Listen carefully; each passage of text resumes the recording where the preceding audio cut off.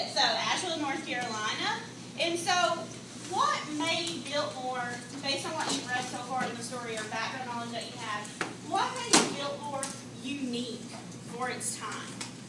The story said in 1899. So what makes that home of the Vanderbilts unique for its time?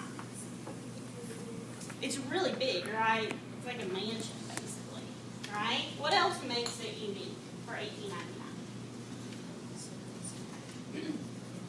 Okay, so it has servants, lots of servants. Okay, good. Other thoughts? Kind of sounds like it's a hotel almost because there's so many people going in and out. That's a great observation. It's almost like it's not really like a home as we think of homes, right? It's almost like it's a hotel. There's always people coming in and out. There's servants attending to their needs. So it makes it a very kind of unique setting, right? Okay, so they have like the statues that like guard. I don't know about you, but I don't have lions that guard the entrance into my house. Statues of them. You do your people, right? What else? Any other unique features that puts it ahead of its time? Think about what Serafina's dad does. What is his job? He's like a mechanic. He's a maintenance man, right? And what is he maintaining? The electric. The electric. So in 1899, was it that common to have electricity out in the middle of a forest? No. So does that set it apart?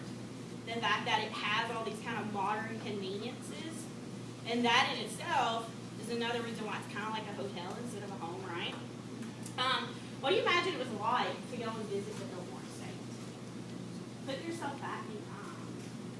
What would it be like to go and visit this magnificent home in 1899? I think it'd be like really cool because I mean like it's not like nothing that I've probably never seen. It'd be much bigger than like a regular house. Yeah. And it'd be like really. Anybody in here watch the show Downton Abbey? Have seen that show? So to me, when I think of Biltmore Estate, I think of like the American version of Downton Abbey. So you've got all this kind of drama happening downstairs with the servants, and then upstairs you've got the grand family, and then you have their guests. You have to dress for dinner. You know, it's this big formal affair to go there. It's not like what most of us experience when we go on vacation somewhere today, right? How many of you are dressing in formal evening wear for dinner when you go on vacation? Probably not. Okay, might be a cool experience to do, but that's not something that we could do. Now, if you were a guest by then, is that something you would get to do? Yeah. So, what kind of guests are coming into the house that you learned about so far? Any kind of prestigious guests? Rich. They're very rich and affluent people. What about the first little girl who went missing? Why was she there?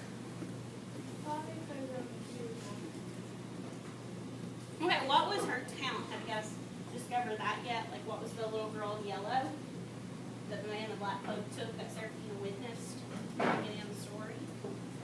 Why was she there?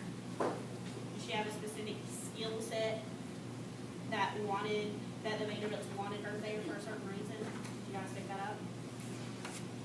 Yeah. Really got that? She was a very skilled pianist, right? She was very, very talented. She was very young, but she could play the piano like astoundingly well. And so they brought her there to kind of show her off, right? To show her off to their guests, like, look at this prodigy that's amongst us, right? And then we have the Russian diplomat, and his daughter is vanished too, right? And so there's another prestigious. So you have to be somebody to get an invitation to this house, okay? We know that Serafina and her dad, they live in the basement, right? Do people even really know that Serafina exists? No. It's a secret, right? So even though the Vanderbilts don't really acknowledge Serafina or really even her dad, do they still play an important role in the daily functioning of this house? Yeah.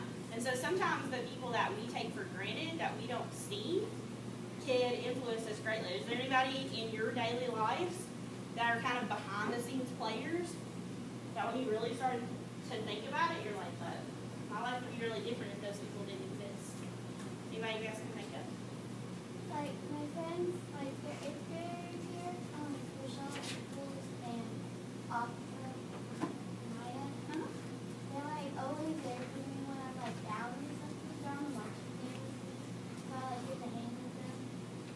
sometimes it's our friends, right? We don't think about them, but they kind of boost us up. That's a good example. What about other people in our lives? Like the other side of my family. Okay. Do not see them a lot, but they're still kind of there. I like cheese. Okay. Any other thoughts? I think about just coming to work every day and coming into my classroom and having to be clean and sweat for the day. I don't see those janitors that come in at night and do those things for me. For us as students, we have a nice, clean environment. But imagine how grody life would be on a daily basis if you had to come to a dirty school every day. It'd be disgusting, right?